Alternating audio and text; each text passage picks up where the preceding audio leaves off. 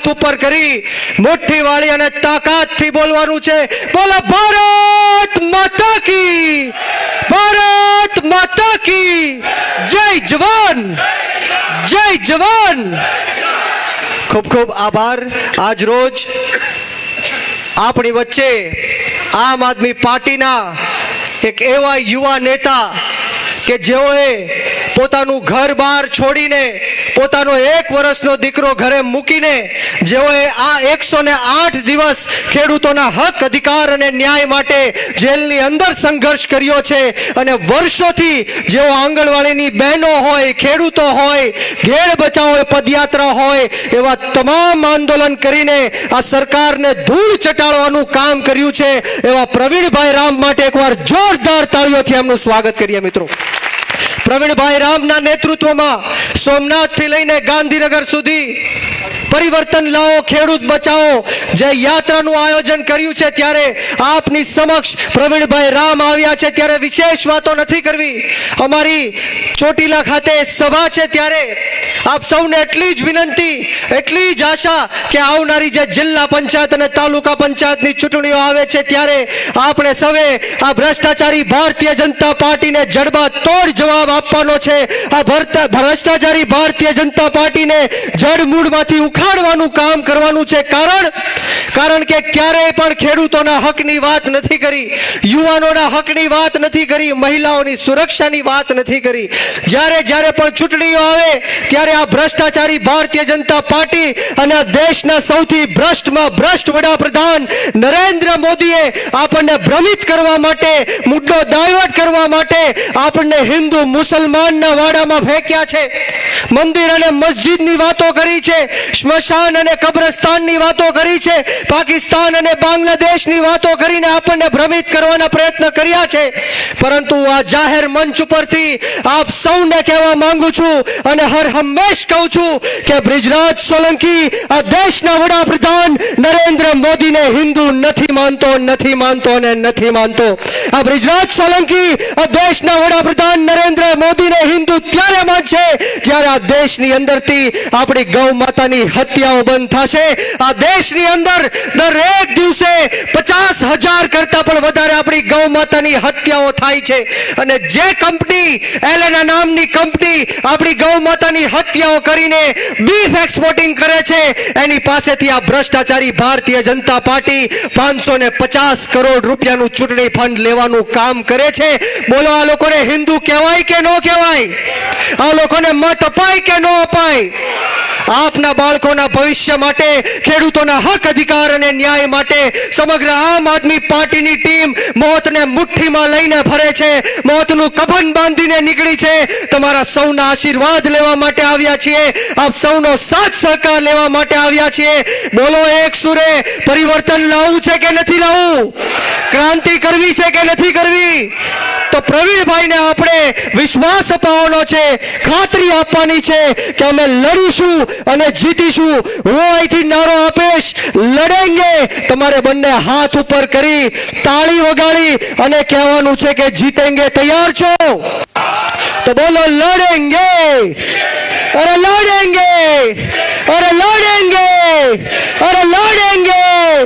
प्रवीण भाई तुम आगे बढ़ो, प्रवीण भाई तुम आगे बढ़ो, प्रवीण भाई संघर्ष करो. ખૂબ ખૂબ આભાર.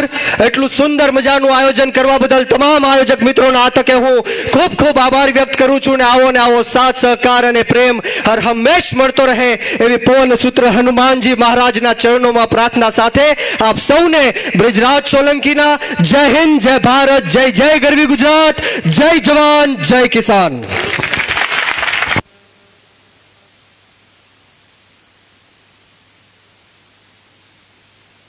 આમ આદમી પાર્ટીના લડાયક નેતા કે જેઓ 108 દિવસથી પણ વધુ જેલવાસ ભોગવીને આપણી વચ્ચે ઉપસ્થિત છે એવા પ્રવીણભાઈ રામને વિનંતી કરીએ કે પોતાના વિચારો આપની સમક્ષ રજૂ કરશે. ભાઈ શ્રી પ્રવીણભાઈ રામ. હાલો હાલો હાલો હાલો.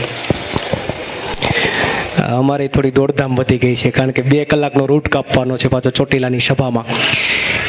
પણ આજની સભાની અંદર ઉપસ્થિત આપના ગામમાં તમામ મહાનુભાવો, તમામ વડીલ મુરબ્બીઓ અને તમામ યુવાન દોસ્તો અને માતાઓ બહેનો તમામના ચરણોમાં આ એક ખેડૂતના દીકરાના નતમસ્તક વંદન. અહીંયા ઉપસ્થિત તમામ મહાનુભાવો, એક માટે કદાચ 10 મિનિટ બોલું તો પણ ઓછી પડે, પણ સમયની પાબંદી છે. બ્રિજરાજભાઈ આગળ આપણી વચ્ચેથી ગયા તેજાબી વક્તા, એને અડધી કલાક સાંભળીએ તો પણ આપણને ઓછું પડે, પણ સમયની મર્યાદા છે એટલે 5-7 મિનિટમાં એમણે એમની વાત પૂરી કરી. એવા જ મારી સાથે જેલમાં કડદા કાંડની અંદર 108 દિવસથી વધારે રહીને આવ્યા એવા રમેશભાઈ મેરને તાળીઓના ગડગડાટથી વધાવો. ખૂબ મજબૂતાઈથી એમને ખેડૂતો માટેની લડાઈ લડ્યા. સાથે સાથે અમારે પંકજભાઈ હોય અને તમામ વિક્રમભાઈ આગળ અહીંયાથી વચ્ચે રહી ગયા, પુરુષોત્તમભાઈ, જેટલા પણ હોય, કોઈનું નામ રહી જાય તો થોડી ઉતાવળમાં છે, માફ કરજો. પણ બે અહીંના સ્થાનિક મહાનુભાવો, એક ડોક્ટર રાણા સાહેબ અને એક ચંદુભાઈ, અને બાકી પણ જે બે આ મહેનતની અંદર સહયોગ આપ્યો છે, એ બધાનો ખૂબ ખૂબ આભાર માનું છું. વિશેષ ચર્ચા નહીં કરું, હું પણ મારી વાત માત્ર 10 મિનિટમાં પૂર્ણ કરીશ, કારણ કે ચોટીલા 10 વાગ્યા પહેલા કોઈ પણ ભોગે પહોંચવું પડે એવી સ્થિતિ છે અને આખા ગુજરાતનું ધ્યાન ત્યાં પણ છે. પણ મહત્વની વાત એ છે, મહત્વની ચર્ચા એ છે કે તમારી વચ્ચે આવ્યા છીએ એક ખેડૂતોની યાત્રા લઈને. ભગવાન સોમનાથના દર્શન કરી એના ચરણમાં શીશ ઝુકાવી અને પહેલું ચરણ પૂરું કર્યું ઘેલા સોમનાથ દર્શન કરીને, અને આજથી બીજા ચરણની શરૂઆત થઈ. સુરેન્દ્રનગર લોકસભાની અંદર, આ વિસ્તારની અંદર તમારી વચ્ચે આજે આવ્યા છે, તમારા ગામની અંદર આવ્યા છીએ. આજે સુરેન્દ્રનગરની અંદર ચોટીલાવાડામાં ચામુંડમાના ચરણોમાં જવાનું છે, એમના ગઢમાં જવાનું છે અને એના દર્શન એના આશીર્વાદ લેવાના છે. પ્રશ્નો ખેડૂતોના અનેક છે, મુદ્દાઓ અનેક છે, એના માટે લડીએ છીએ, વર્ષોથી લડીએ છીએ. તમારા દીકરા તરીકે વર્ષોથી હું પણ લડું છું, પણ લડવા જઈએ તો જેલમાં નાખે છે. હળદરમાં તમે બધાએ જોયું કે એમને બધાને 108 દિવસની જેલ કરી દીધી. કડદાનો મુદ્દો, કપાસનો મુદ્દો, એમાં અમે લડવા ગયા કે કડદો થાય છે ભાઈ, આ બંધ કરાવો. કડદો બંધ કરાવવામાં રસ ન લીધો, અમને બધાને પકડીને જેલમાં નાખ્યા. ખેડૂતોને લાઠીચાર્જ કર્યો, ખેડૂતોના ઘરમાં ઘૂસીને માર્યા, એની ઘર વખરી તોડી નાખી. એ તો જેણે આંખે જોયું ને એને એ દર્દ સમજાણું છે. અમે આંખે જોયું છે, એ દર્દ અમે જે જાણ્યું છે તો કદાચ કોઈએ નહીં જાણ્યું હોય, કારણ કે વિડીયોમાં દેખાય અને નજર સામે દેખાય, સાહેબ અલગ વાત હોય. ખૂબ દુઃખ થયું. ખેડૂતોની દિવાળી જેલમાં ગઈ, અનેક પરિસ્થિતિઓનો સામનો કરવો પડ્યો. તમારી અહીંયાની વાત કરું તો અહીંયા કપાસનું વાવેતર મારા ખ્યાલથી આ વિસ્તારમાં ઘણું ખરું થાય છે ને? તો કપાસનું વાવેતર થાય દર વર્ષે. તમને બધાને ખબર છે કે જ્યારે કપાસ માર્કેટમાં આવે, ખેડૂતના ખેતરમાંથી ઉતરીને આવે, ત્યારે જે કપાસનું એસોસિએશન છે કે બોર્ડ છે, CCI છે, એ ક્યારેય ખરીદી નથી કરતું. પહેલા ભાજપના મળતિયા તમારી પાસેથી ખરીદી કરે 1200-1300 રૂપિયામાં, અને પછી 4 કે 5 મહિના પછી CCI ની ખરીદી કરે. વગર પાવડે ઉપાડે, વગર મહેનત કરે, વગર વાડીએ જવાનું નથી, પાણી વારવું નથી, કાંઈ પણ કર્યા વિના 300, 400 નો વધારો વચ્ચેના ભાજપના મળતિયાઓ લઈ જાય. આ એક મોટું સ્કેમ છે સાહેબ.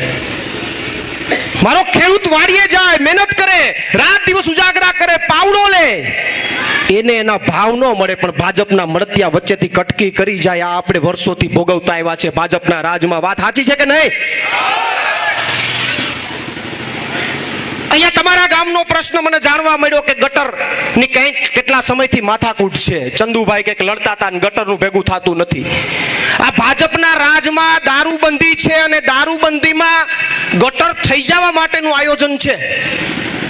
દારૂબંધીમાં પીને ગટર થઈ જાવ એવું સરકારનું આયોજન છે ગુજરાતમાં, પણ તમારા માટે ગટર માટે આયોજન નથી. પીને તમે તાર દારૂબંધીમાં ગટર થઈ જાવ એમાં કોઈ વાંધો નથી, ભાજપ વાળા ક્યાંય પડ્યા હોય પીને ગટર બનીને. પણ તમારા ગામમાં ગટરની વાત આવે તો એને રસ નથી. હાઈ ટેન્શન લાઈનના પ્રશ્નો છે તમારા વિસ્તારના, અનેક પ્રશ્નો એના સ્થાનિક પ્રશ્નો છે, પણ એમની અંદર બીજેપીને રસ નથી. ચૂંટણીઓમાં આવે ત્યારે વાયદાઓ કરે કે મારા ગુજરાતના ખેડૂતની આવક બમણી કરવી છે. આવી વાતો ભાજપ વાળાએ કરી છે, સાંભળી તમે? થઈ તમારી આવક બમણી? ભાજપ વાળાની 20 ગણી થઈ ગઈ, ખબર છે તમને? તમારું કાંઈ નથી થયું, પણ ભાજપ વાળાની 20 ગણી થઈ ગઈ છે. ચૂંટણીમાં વાયદાઓમાં એમ કહે કે ભાઈ પશુપાલનનો વિકાસ કરવો છે, એકેય પશુનો વિકાસ નથી થયો, ભાજપના આખલાનો વિકાસ થઈ ગયો. વાયદાઓ આપીને જાય છે, થતું કાંઈ નથી.